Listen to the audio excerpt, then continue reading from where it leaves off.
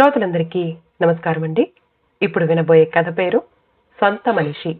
రచించిన వారు చేకూరి రామలింగరాజు గారు. కథ విందాము. ప్రశాంతంగా ఉంది ఉదయం. కౌసల్య, సుప్రజ, రామ అంటూ శ్రావ్యంగా పాడుకుంటూ ఒక్కొక్క పువ్వు దేవుని పటం దగ్గర ఉంచి పారవశ్యంగా కళ్ళు మూసుకుని నమస్కరిస్తూ పూజ చేసుకుంటోంది శ్రీలత. హఠాత్తుగా నేను పక్కా లోకల్ అంటూ బిగ్గరగా వినిపించేసరికి ఉలిక్కి పడింది. పని మనిషి వరాలు వచ్చినట్టుంది. ఆమె అసలు పేరు వరలక్ష్మి. అందరూ వరాలు అని పిలుస్తారు. ఆమె సెల్ ఫోన్లో నుంచి వస్తోంది ఆ పాట. ఏ వరాలు, పొద్దున్నే ఆ పాటలేంటే? ఏ భక్తి పాటలో పెట్టుకోవాలి కాని అంది శ్రీలత మందలింపుగా. అలాగేనమ్మా, మరి నాకు ఇట్లాంటి పాటలే ఇష్టం అంటూ లోపలికొచ్చి శ్రీలత పూజలో ఉండటం చూసి నాలుగు ఖర్చుకుంటూ పాట ఆపేసింది. చేతిలోని స్టీల్ బాక్స్ ని డైనింగ్ టేబుల్ మీద పెట్టి వంటింట్లోకి వెళ్ళింది. శ్రీలత పూజ ముగించుకుని వచ్చి ఆ బాక్స్ ని చేతిలోకి తీసుకుంది. లోపల ఏదో ఉన్నట్టుగా అనిపించి తెరిచి చూసింది. 2 అరవిరిసిన గులాబీలు కనిపించాయి. అబ్బా, భలే ఉన్నాయి, ఎక్కడివే అడిగింది. మా దొడ్లో పూసినవి అమ్మగారు, తల్లో పెట్టుకోండి, బాగుంటుంది అంది అభిమానంగా. ఒక పువ్వు తీసుకుని జడలో పెట్టుకుని వంటింట్లోకి వెళ్ళింది శ్రీలత. వరాలు సింక్లోని అంట్లు తోముతోంది. శ్రీలత వంటకు సిద్ధం చేసుకోసాగింది. అమ్మా, మీరు సాయం చెయ్యాలమ్మా అడిగింది వరాలు సామాన్లు కుళాయి కింద కడుగుతూ. ఏంటో చెప్పు. ఏం లేదమ్మా, మా పిల్లాడు 5వ క్లాస్కి వచ్చాడమ్మా. కాన్వెంట్లో వేశాను. ఆ కాన్వెంట్ వాళ్ళు వచ్చే ఆదివారం పేరెంటాళ్ల మీటింగ్ అంట, రమ్మని కబురెట్టారు. నాకేమో ఏం మాట్లాడాలో తెలియదమ్మా. మీరు ఓసారి వచ్చి ఆళ్లతో మాట్లాడి మా పిల్లోడికి బాగా చదువు చెప్పాలని చెప్పాలమ్మా. పేరెంటాల మీటింగు కాదు, పేరెంట్స్ మీటింగ్ అని నవ్వి, అలాగే ఆ రోజు వెళదాం చెప్పింది శ్రీలత. థ్యాంక్స్ అమ్మా అంటూ పక్కనే ఉన్న ఓ కాలీఫ్లవర్ తీసుకుని బొకేలా అందించింది. శ్రీలత నవ్వుతూ గెరిటతో ఒక్కటి వెయ్యబోతే తప్పించుకుని దూరంగా తిరిగి, అమ్మో, ఒగ్గేసి నా పని ఏంటో చెప్పండమ్మా అంది వరాలు తిరిగి నవ్వేస్తూ. అదిగో ఆ వాషింగ్ మిషన్లో బట్టలన్నీ తీసి డాబా మీద ఆరేసిరా అంది శ్రీలత. వాషింగ్ మిషన్లో బట్టలన్నీ బయటికి తీసి టబ్లో వేసుకుని నెత్తి మీద పెట్టుకుని బరువుకి తూలి పడబోతూ సర్దుకుని చుమ్మంది నాదం సయ్యంది పాదం పాట అందుకుని మెట్ల వైపు వెళ్ళిపోయింది. ఆమె అల్లరికి నవ్వొచ్చింది శ్రీలతకు. ఆమె భర్త సత్యేంద్రమూర్తి, 8 ఏళ్ల కొడుకు శశాంక్ లేచి తయారవుతున్నారు. భర్త ఓ ప్రైవేట్ కంపెనీలో జీఎం ఉద్యోగం చేస్తున్నాడు. కొడుకు 3rd స్టాండర్డ్ చదువుతున్నాడు. త్వరగా వంట ముగించుకుని వాళ్లకు టిఫిన్ పెట్టి లంచ్ బాక్సులు సర్ది వాళ్లను పంపించి ఆ రోజు మంగళవారం ఆంజనేయ స్వామి గుడిలో ప్రదక్షిణాలు చేయాలి అనుకున్న విషయం గుర్తొచ్చింది. గబగబా పూలు, కొబ్బరికాయ చిన్న కవర్లో పెట్టుకుంది. ఇంతలో పని ముగించుకుని వరాలు కూడా కిందకి రావడంతో ఇద్దరు బయటికొచ్చి ఇంటికి తాళం వేసుకుని వరాలు ఇంటికి వెళ్ళగా తాను గుడి వైపు బయలుదేరింది. గుడిలో ఆవరణలో ప్రవేశిస్తూ ఉండగా రామ్మ అని పలకరించిన పూజారి గారు లోపలికి వెళ్లి పళ్ళెంతో వచ్చారు. ఆయన దగ్గరకు వెళ్లి పూలు, కొబ్బరికాయ ఆ పళ్ళెంలో ఉంచింది. తర్వాత గంట మోగించి ఆంజనేయ స్వామికి నమస్కరించుకుని ప్రదక్షిణలు ప్రారంభించింది. కొన్ని ప్రదక్షిణలు అవుతూ ఉండగా ఒక కారు వచ్చి గుడి ముందర ఆగింది. అందులో నుంచి ఒక ఆమె దిగింది. సుమారు 35 ఏళ్ల వయసుండొచ్చు ఆమెకు. మంచి ఛాయ, దర్పం ఉట్టిపడుతోంది ఆమెలో. కట్టుకున్న చీర, పెట్టిన నగలు శ్రీమంతురాలని తెలియజేస్తూ ఉన్నాయి. డ్రైవర్ అందించిన పూలు, పళ్ళు, కొబ్బరికాయ ఉన్న బుట్టను తీసుకుని హుందాగా లోపలికి నడిచొచ్చింది. ప్రదక్షిణాలు పూర్తి చేసుకుని పూజారి గారి దగ్గర తీర్థ ప్రసాదాలు తీసుకుంటోంది శ్రీలత. వచ్చినామె ఆయనకు నమస్కారమండి అంటూ పూల బుట్టను అందించింది. నమస్కారమమ్మా అని బదులిచ్చి వారినందుకుని పేరు, గోత్రం చెప్పండమ్మా అన్నారు పూజారి గారు. తనూజ అండి, కాశ్యపన గోత్రం చెప్పిందామె. పూజారి గారు గర్భగుడిలోకి వెళ్లి నివేదన చేస్తున్నారు. శ్రీలత మండపంలో ఓ పక్కగా కూర్చుంది. తనూజ కూడా తీర్థ ప్రసాదాలు స్వీకరించి వచ్చి శ్రీలతకు దగ్గరలో కూర్చుని పలకరింపుగా నవ్వింది. బదులుగా నవ్వుతూ, నా పేరు శ్రీలత అండి, మీరు అంది అర్ధోక్తిగా. నా పేరు తనూజ, ఈ ఊరికి కొత్తగా వచ్చామండి. మా వారు ఎక్సైజ్ కమిషనరు, ఇక్కడే శ్రీనగర్లో ఉంటున్నాం చెప్పిందామె. మాటల్లో తమ ఇల్లెక్కడో శ్రీలత చెప్పడంతో తామిద్దరూ ఒకే వీధిలో ఉంటున్నట్టు గ్రహించారు. ఇద్దరు లేచి బయలుదేరుతూ ఉండగా, వీలైనప్పుడల్లా దర్శనానికి వస్తూ ఉండండమ్మా, శుభం కలుగుతుంది అన్నారు తనూజతో పూజారి గారు. అలాగేనండి అంటూ గుడి ఆవరణ బయటకొచ్చి శ్రీలత నడిచిపోబోతుంటే రండి, కారులో విడిచిపెడతాను ఆహ్వానించింది తనుజ. పర్వాలేదు, దగ్గరే కదా, నే వెళతాలేండి అంది శ్రీలత. రండి, పర్వాలేదు అని మరోసారి అడిగేసరికి సరేనంటూ కారెక్కింది. కారు వెళుతూ ఉండగా శ్రీలత కట్టుకున్న చీర వంక చూస్తూ, చీర చాలా బాగుందండి, జాందాని చేనేత కదూ అడిగింది తనుజ. అవునండి, చేనేత చీరే, ఈ మధ్య ఉప్పాడ వెళ్ళినప్పుడు తీసుకున్నాను చెప్పింది. ఇంతలో ఇల్లు రావడంతో ఇక్కడే అని కారాపి దిగుతూ ఉండగా వీలు చూసుకుని మా ఇంటికి రండి ఆహ్వానించింది తనుజ. అలాగే, మీరు కూడా మా ఇంటికి వస్తూ ఉండాలి మరి అంది శ్రీలత. కారు ముందుకు సాగింది. అలా పరిచయమైన వాళ్ళిద్దరూ ఒకరింటికి మరొకరు రాకపోకలతో స్నేహితులయ్యారు. ఒకరోజు తనుజ ఫోన్ చేసి తనకు ఉప్పాడ చేనేత చీరలు తీసుకోవాలని ఉందని, అక్కడ షాపుల్లో ఎక్కడ బాగుంటాయి మీకు తెలుసును గనుక తోడు రాగలరా అని అడిగింది. ఆదివారం పెద్దగా పనేమీ లేకపోవడంతో సరేనంది శ్రీలత. భర్తకు విషయం చెప్పి తనకు పిల్లవాడికి టేబుల్ మీద భోజనం సర్దిపెట్టింది. కాసేపటికి తనుజ కార్ తీసుకుని రాగా వాళ్ళు ఉప్పాడ బయలుదేరారు. ఇంతలో శ్రీలత సెల్ ఫోన్ రింగ్ అవుతూ ఉంటే చూసింది. వరాలు చేసింది. అప్పుడు గుర్తొచ్చింది ఆమె కొడుకు స్కూల్ పేరెంట్స్ మీటింగ్ కు వస్తానని మాట ఇచ్చిన సంగతి. ఆన్సర్ నొక్కి చెప్పింది. వరాలు, మర్చిపోయాను, ఏమనుకోకే, మరో రోజు ఇద్దరం తప్పనిసరిగా వెళదాం. అలాగేనమ్మా అంది అవతల వైపు నుండి కాస్త నిరాశగా. శ్రీలత ఉప్పాడలో తనకు తెలుసున్న మంచి షాపులన్నీ చూపించింది. తనుజకు చీరల ఎంపికలో సహాయపడింది. షాపింగ్ పూర్తి చేసుకుని ఇంటికి చేరుకున్నారు. మర్నాడు తనుజ ఫోన్ చేసి చీరలు చాలా నచ్చాయని, చూసిన వాళ్లంతా చాలా బాగున్నాయి అన్నారని చెప్పింది.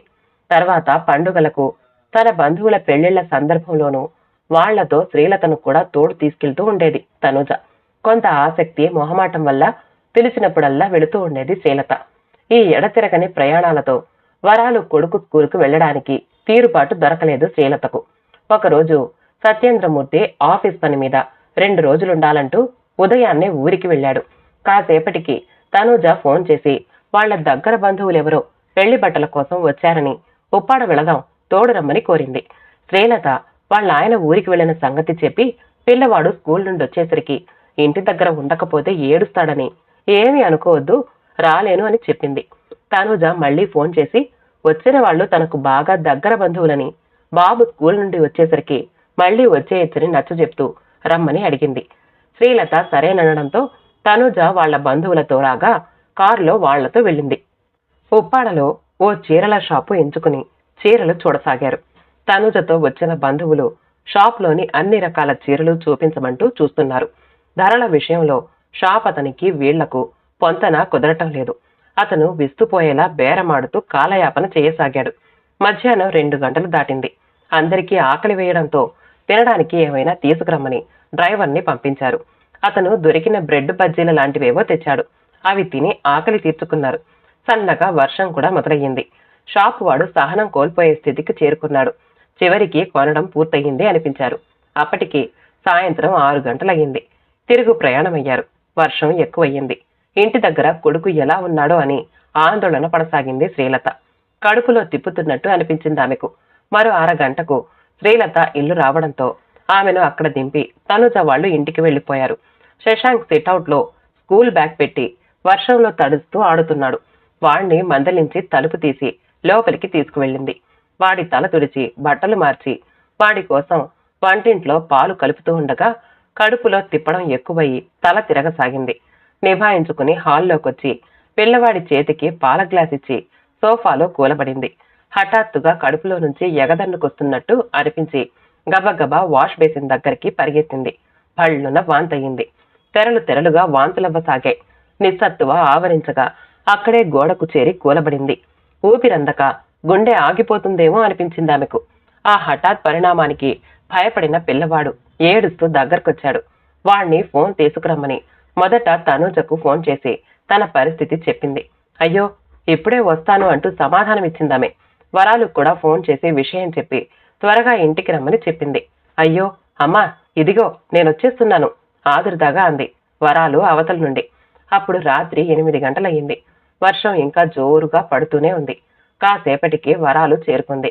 శ్రీలత పరిస్థితిని గమనించి ఒక్క పరుగున ఆమె దగ్గరకొచ్చి అయ్యో ఏమైందమ్మా అంటూ భుజం ఆసరాగా ఇచ్చి పైకి లేపి నడిపించుకుంటూ బెడ్రూంలోకి తీసుకువెళ్లి మంచం మీద కూర్చోబెట్టింది.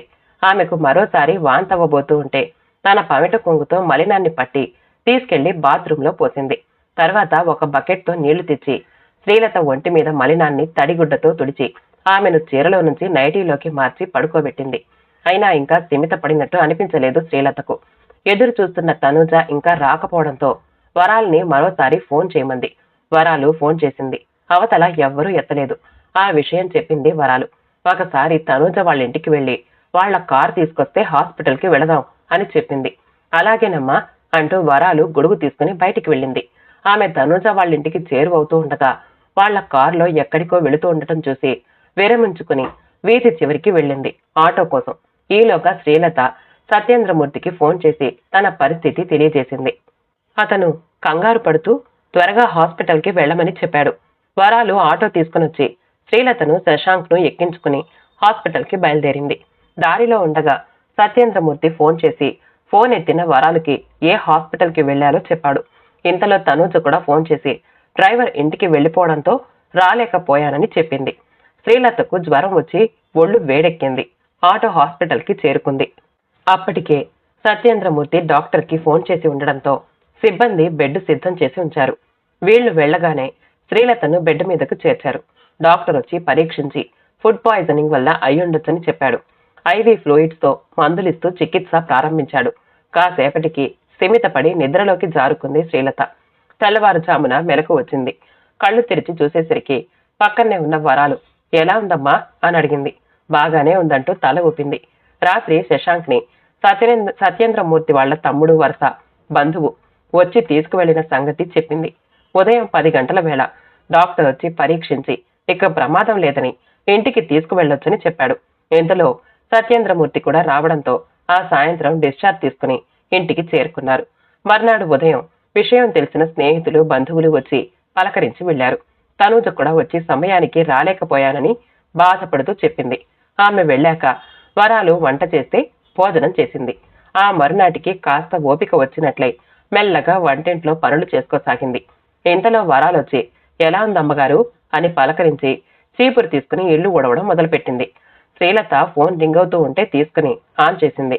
శ్రీలత గారు, నేను ఉప్పాడ చీరల షాపు సతీష్ నండి అన్నాడు అవతల నుండి. చెప్పండి సతీష్ గారు, మీతో వస్తూ ఉంటారే తనూజ గారు, ఆవిడ మొన్న రాత్రి మా షాప్ లో కొన్న చీరలు కొన్ని మర్చిపోయారు. చెప్దామంటే ఆవిడ ఫోన్ నెంబర్ నా దగ్గర లేదు. వాళ్ళనొచ్చి తీసుకెళ్లమని కాస్త చెప్తారా? అలాగేనండి, వాళ్ళకి చెప్తాను అంది శ్రీలత. ఫోన్ పెట్టేసి తన పనులు చేసుకోసాగింది. కాసేపటికి ఆలోచిస్తూ ఉంటే ఒక సందేహం వచ్చింది. మొన్న అంటే తనకు ఆరోగ్యం విషమించిన రోజు. ఆ రోజు తనూజ వాళ్ళు మళ్ళీ ఉప్పాడ వెళ్లారా? వరాలు మొన్న రాత్రి తనూజ వాళ్ళ ఇంటికి వెళ్లి కారు అడిగి తీసుకురమ్మన్నాను. నువ్వు వెళ్ళావా అడిగింది. వెళ్ళానమ్మా. నే వెళ్లేసరికి ఆ అమ్మగారు కారులో చుట్టాలతో ఎక్కడికో వెళ్తున్నారమ్మా. చూసి అటే వెళ్ళి ఆటో తీసుకుని వచ్చాను చెప్పింది వరాలు. ఆలోచనలో పడింది శ్రీలత. తర్వాత మనం ఆటోలో హాస్పిటల్కి వెళుతూ ఉండగా డ్రైవర్ వెళ్లిపోయాడు, అంచేత రాలేదు అని ఫోన్లో చెప్పారమ్మా ఆ అమ్మ గుర్తు చేసుకుంటూ చెప్పింది వరాలు. అంటే తనూజ అబద్ధం చెప్పిందన్నమాట. విషయం అర్థమైన శ్రీలత విస్తుపోయింది. తనకు అంత సుస్థి చేసినా వదిలేసి వెళ్లిపోవడం నిర్ఘాంతపరిచిందామెను. కొంతకాలానికి ఒకరోజు శ్రీలత ఇంట్లో ఉండగా వరాలొచ్చి ఇల్లు ఊడ్చుకుంటోంది. ఇంతలో తనూజ వచ్చి కాసేపు ఈ మాట ఆ మాట అయిన తర్వాత, శ్రీలత గారు, ఎల్లుండి మా పిన్ని వాళ్ళు చీరలు కొనుక్కుందామని వస్తున్నారు. మీరు కూడా రాకూడదు, వెళదాం అంది. ఇక నుంచి నాకు రావడం కుదరదు తనూజ గారు. అన్నట్టు నాకు సుస్థి చేసిన రోజు మీరు షాప్లో చీరలు మర్చిపోయారట, వెళ్లి తెచ్చుకోండి. ఆమె వైపు సూటిగా చూస్తూ తనూజ నివ్వెరపోయి చూస్తూ ఉండగా చెత్తబుట్టను తెచ్చి వరాలకిచ్చి చెప్పింది. ఊడ్చిన చెత్త బయట కుండీలో వేసేసి రావే వరాలు. తనూజ లేచి చిన్నబోయిన మొహంతో వస్తాను శ్రీలత అంటూ బయలుదేరింది. వరాలు చెత్తబుట్టతో కుండీ వైపు వెళుతోంది. నిజంగా అవసరానికి ఆదుకునే మనుషులెవరో తెలియక ఇన్నాళ్లు ఎంత పొరపాటు పడ్డాను అనుకుంది శ్రీలత.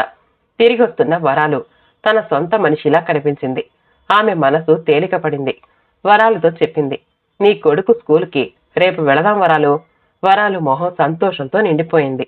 కథ సమాప్తమండి. కథ నచ్చితే మా ఛానల్ని లైక్ చేయండి, షేర్ చేయండి, సబ్స్క్రైబ్ చేసుకోండి. మళ్ళీ కలుద్దాం ఇంకో మంచి కథతో.